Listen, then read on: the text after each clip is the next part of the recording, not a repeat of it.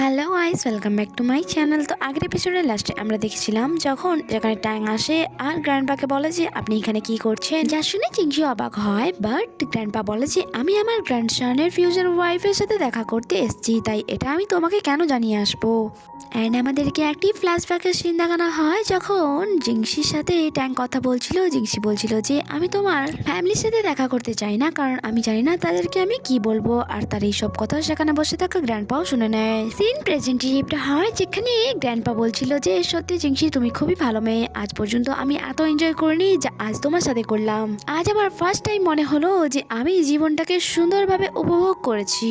আর শুনে জিংসির অনেক বেশি ভালো লাগে। এতক্ষণে সেখানে ম্যানেজার চলে আসে যে অ্যাপার্টমেন্টের পেপার নিয়ে এসেছিল। অ্যান্ড গ্র্যান্ডপা সেই পেপার নিয়ে জিংসির হাতে তুলে দেয় অ্যান্ড বলে যে এই বাসাটিও আমি তোমার জন্য কিনেছি। বাট জিংসি তা নিতে মানা করে দেয় আর বলে যে এটা তো অনেক বেশি এক্সপেন্সিভ। জিংসির না নেওয়ার কারণে গ্র্যান্ডপা অনেক বেশি খারাপ লাগছিল, তাই ট্যাং তাকে ওটা নিতে বলছিল।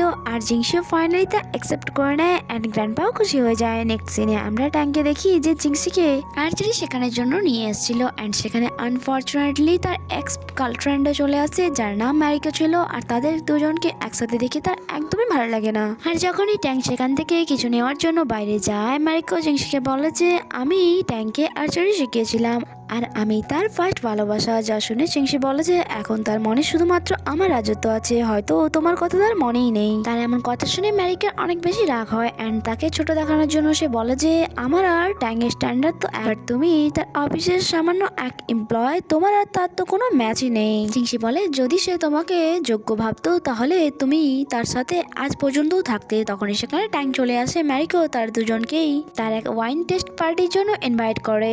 ট্যাং তো মানা করতে চাইছিল, বাট জিংসি বলে যে হ্যাঁ আমরা দুজনেই অবশ্যই আসবো। নেক্সট দিনে আমরা জিংসিকে বাসায় দেখি যে তার ফ্রেন্ডকে বলছিল যে কালকের পার্টিতে আমি চাই সব থেকে সুন্দর আমাকে লাগুক, কারণ আমি ট্যাংয়ের এক্সকে দেখাতে চাই যে ট্যাং কেন তার লাইফ পার্টনার হিসেবে আমাকে চুজ করেছে। তার ফ্রেন্ড বলে তুমি এমনিতেই কিউট অ্যান্ড ট্যাং তোমাকে এখন যতটা লাইক করে সারা জীবন ঠিক ততটাই করবে, তাই ওই মেয়েটির সাথে নিজেকে কম্পেয়ার করার কোনো দরকার নেই। নেক্সট সিন আমাদেরকে পার্টি দেখানো হয় যেখানে জিংসি অ্যান্ড ট্যাং একসাথে আসে অ্যান্ড পার্টির সবাইয়েরই তাদের দুজনকে একসাথে দেখে অনেক বেশি ভালো লেগেছিল।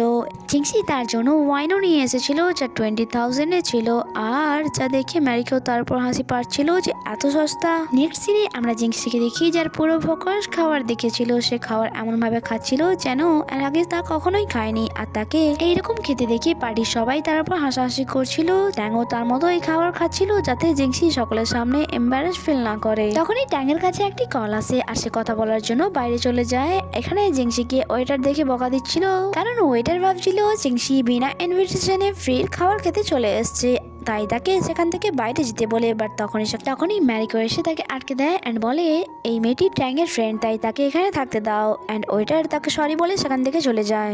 বাট ম্যারিকো তো তাকেই বকা দিচ্ছিল যে এটাতে ওয়েটারের বা কোনো দোষ নেই, তুমি যেভাবে খাবার খাচ্ছিলে তোমাকে যে কেউ দেখলে বেকারই ভাবতো। অ্যান্ড তুমি তোমার আনা এই সস্তা ওয়াইনের বটলও নিয়ে যাও। অ্যান্ড তুমি হয়তো বুঝে গিয়েছো যে তুমি আর ট্যাং একে অপরের থেকে কত ডিফারেন্স। তখনই সেখানে ট্যাং চলে আসে। তোমার এইসব ফালতু কথা বন্ধ করো, তুমি তো জন্মেই ছিলে বড় লোকের বাড়িতে, আর তোমার লজ্জা করে না তুমি সকলের সামনে এইভাবে শো আপ করছো, আর যারা দিন রাত এক করে পরিশ্রম করে তাদের তুমি অপমান করছো। এরপর সে সকলের সামনে জিংসিকে রিং দিয়ে বিয়ের জন্য প্রপোজ করে অ্যান্ড জিংসিও তাকে ইয়েস বলে দেয় আর তারা একে অপরকে হাগ করে অ্যান্ড ট্যাংও তাকে রিং পরিয়ে দেয়। বাট এখানে ম্যারিকো এসব দেখে অনেক বেশি জ্বলছিল।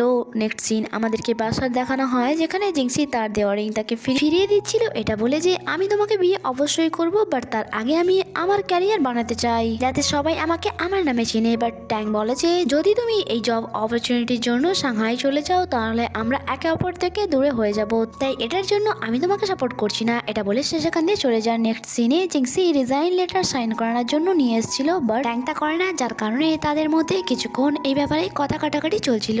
শেষমেশ তো জিংসি অনেক বেশি ইমোশনাল হয়ে যায় অ্যান্ড বলে তুমি দেখলে না কালকের পার্টিতে ম্যারিকো আমাকে কিভাবে কথা শোনাচ্ছিল, আমি চাই না যে ফিউচারেও এভাবে এভাবে কেউ আমাকে কথা শোনাক। আমি তোমাকে অনেক বেশি ভালোবাসি, বাট প্লিজ আমাকে নিজের ক্যারিয়ার বানাতে যাও। তার এই কথা ট্যাংয়ের ঠিক মনে হয়। তার মন তো চাইছিল না রিজাইন লেটারে সাইন করার, বাট শেষমেশ তাকে সাইন করতেই হয়। এরপর আমাদেরকে 1 ইয়ার পরের সিন দেখানো হয়, যেখানে জিংসি তার ক্যারিয়ারে অনেক বেশি সাকসেস হয়ে গিয়েছিল অ্যান্ড অনেক বেশি এক্সপিরিয়েন্সও।